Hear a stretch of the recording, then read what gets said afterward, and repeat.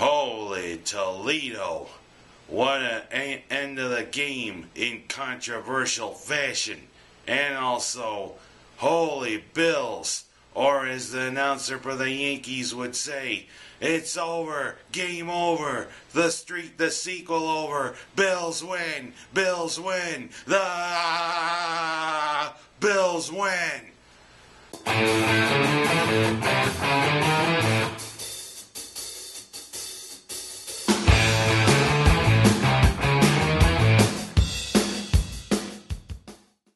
A dangerous team from the MAC came to the Loud House on Saturday, and I mean dangerous. Toledo was considered the best team in the MAC, and I do have to say, seeing how they nearly pull it off against the Orange, they still are the most dangerous team. And let's look at it. Toledo used ball control with their spread offense in the first quarter. Heck, they had the ball for pretty much all of the first quarter, especially when on the second play for Syracuse, Nassib trying to audible Mackie McPherson thinking it's time to snap the ball. No, it wasn't time to snap the ball. You gotta wait till your quarterback audibles. You gotta listen for the snap count. And you know what? Your grandpa probably would have said, hey, don't worry about it. Especially during that 1986 season when it was almost time for him to go. Well, we stuck with him, and you know what? Dick became a Syracuse legend. But you know, Toledo jumped out to a 10-0 lead. Even if on that opening drive they kept the ball for 22 plays in over 10 minutes, leading to a field goal. And then after that turnover, they marched down and threw the Wildcat. They get a 10-0 lead.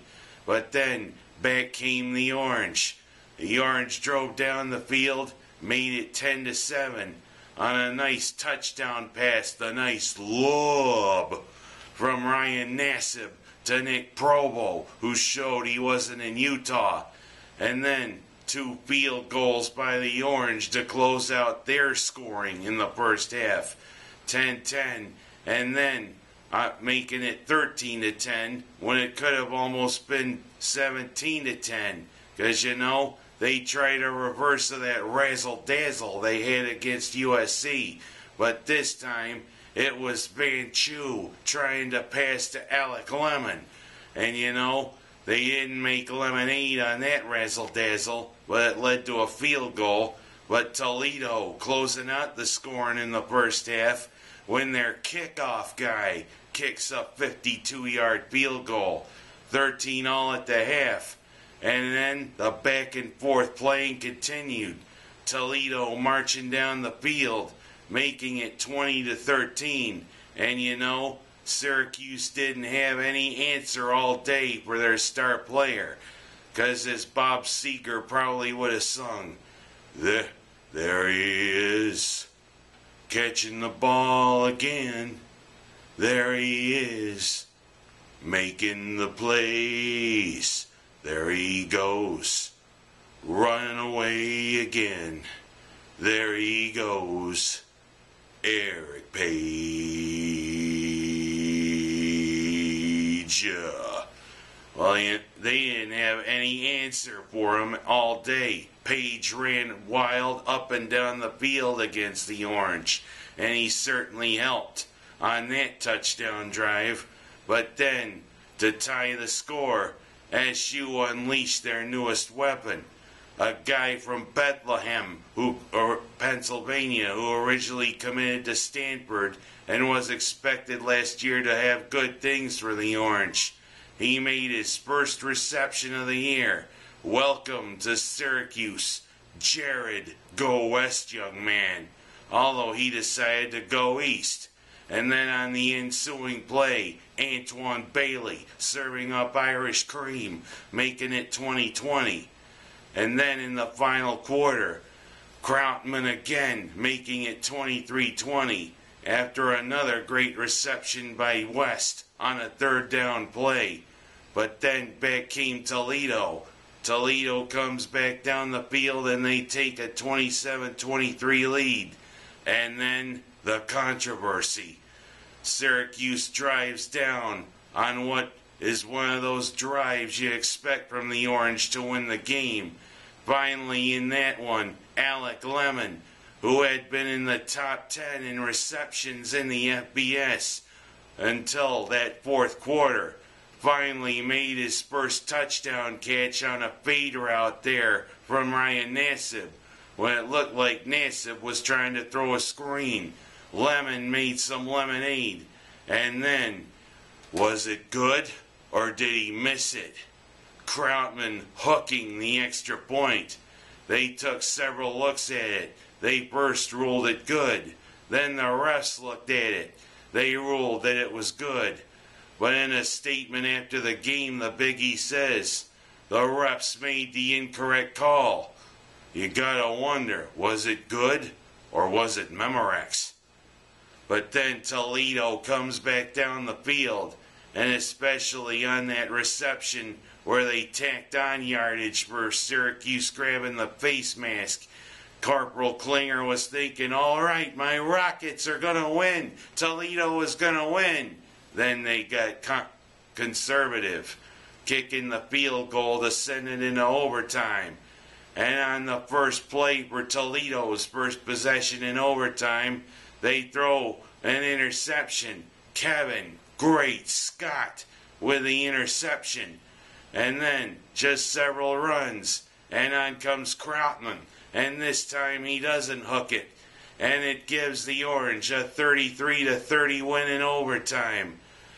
Although people could have said, had they ruled that correctly on Krautman's hook extra point, Toledo could be winning. And you know, it would have been a disgrace for the MAC to beat the Big East. But we're 3-1, baby, and now a change.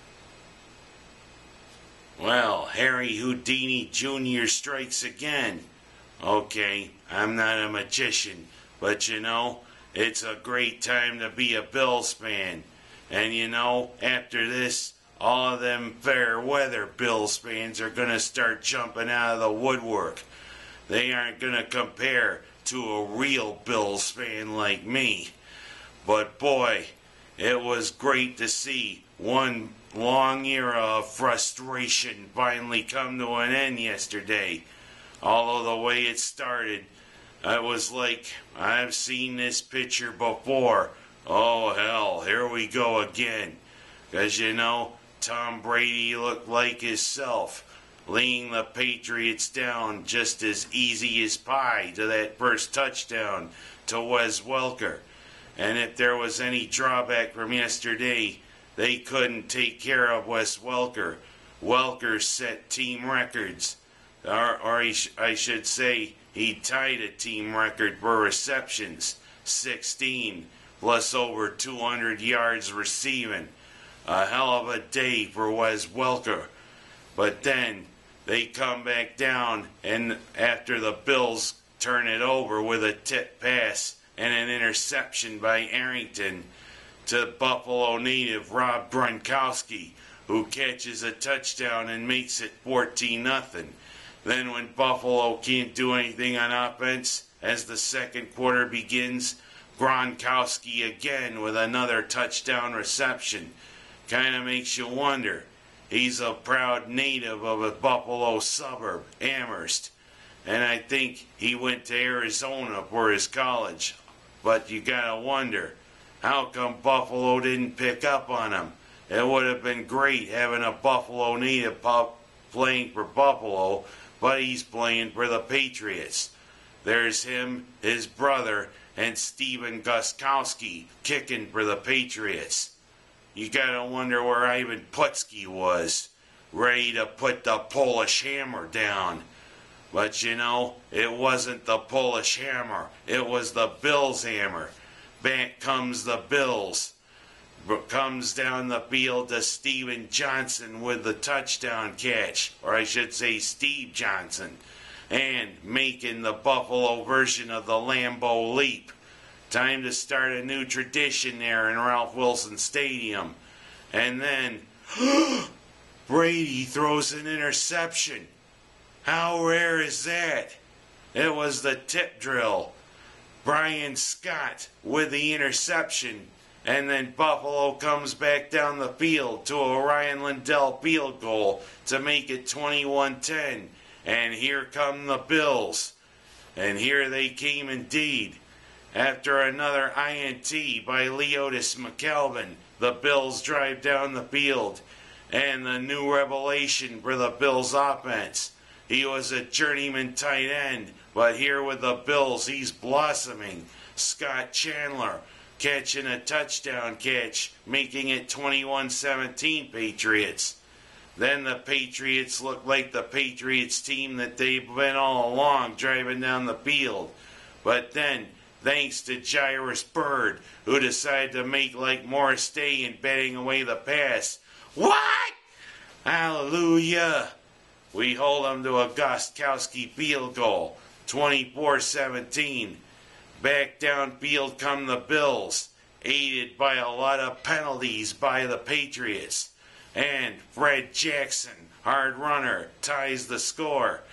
And then, but Brady, who had thrown another pick to George Wilson in the meantime, comes out to try to lead the Patriots down the field.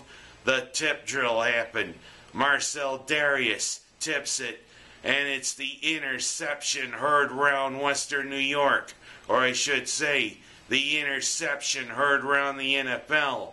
Drayton Florence with the tip drill and running it in for a pick six on Brady and the Patriots.